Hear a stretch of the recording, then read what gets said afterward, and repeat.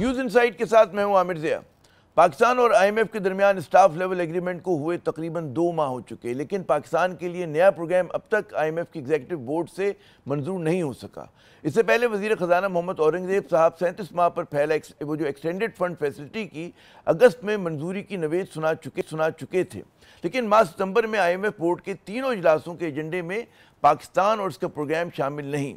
9 सितंबर का इजलास तो हो चुका, जबकि सितंबर 13 और 18 के इजलास को अभी होना बाकी है।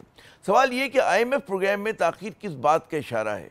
हुकूमती ज़राए का दावा है कि जल्द या बदेर नया आईएमएफ प्रोग्राम पाकिस्तान को मिल ही जाएगा, लेकिन हुकूमती कैंप से मिलने वाली जो दूसरे पैगामात ये वाज़े कर रहे हैं कि जी पाकिस्तान और आईएमएफ के दरमियान सब अच्छा होने की खबरें जो हैं वो दुरुस्त नहीं। नायब वज़ीर आज़म इसहाक़ डार साहब ने आईएमएफ से अपनी नाराज़गी का बरमला इजहार जो है वो हालिया दौरे बरतानिया में किया।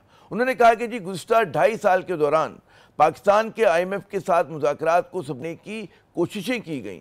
नायब वज़ीर आज़म ने सवाल उठाया कि जब पाकिस्तान दिवालिया होने के करीब था तो इस वक्त जियो पॉलिटिक्स क्यों की जा रही थी। उन्होंने कहा कि जी मेरी राय में वो चाहते थे कि पाकिस्तान दिवालिया हो जाए। जब हम माशी कामयाबी की तरफ बढ़ते हैं बकौल उनके, तो हमारी टांगें खींच ली जाती हैं। रिवायती जंगें ख़त्म हो चुकी। आईएमएफ प्रोग्राम जो है 8 माह तक ताख़ीर का शिकार रहा और ये किसी भी मुल्क की माशी ज़िंदगी में एक बड़ा जुर्म है। तो जनाब ये था कहने इसहाक़ डार साहब का। इसहाक़ डार साहब का आईएमएफ से जो खुले बंदों खफगी का इजहार है वो खुद एक सवालिया निशान है। पीडीएम दौर में जब वो वज़ीर ख़जाना थे तब भी उन्होंने आईएमएफ के साथ जारहाना अंदाज़ अपनाया था, लेकिन इस हिकमत अमली की वजह से लेने के देने पड़ गए थे।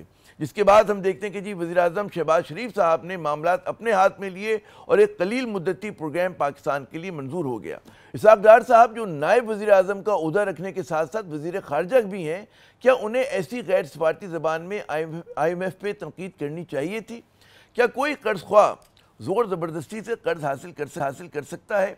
आखिर इसहाक़ डार साहब किस एजेंडे पर जो हैं अमल पैरा हैं? ये बड़े अहम सवालात हैं। आईएमएफ प्रोग्राम में ताख़ीर की बज़ाहिर 2 ठोस वजूहात सामने आई हैं।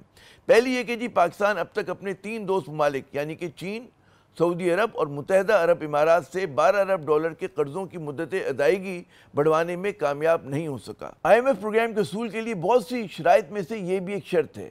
दोस्त ममालिक क्यों कर्ज़ों को रोल ओवर करने में पसोपेश से काम ले रहे हैं? इसका जवाब कौम वज़ीर ख़ारजा इसहाक़ डार से सुनने की मुतमन्नी है। आईएमएफ प्रोग्राम में ताख़ीर की दूसरी वजह हुकूमत पंजाब की तरफ से बिजली की कीमतों में दी जाने वाली ज़र-ए-अनात यानी कि सब्सिडी है।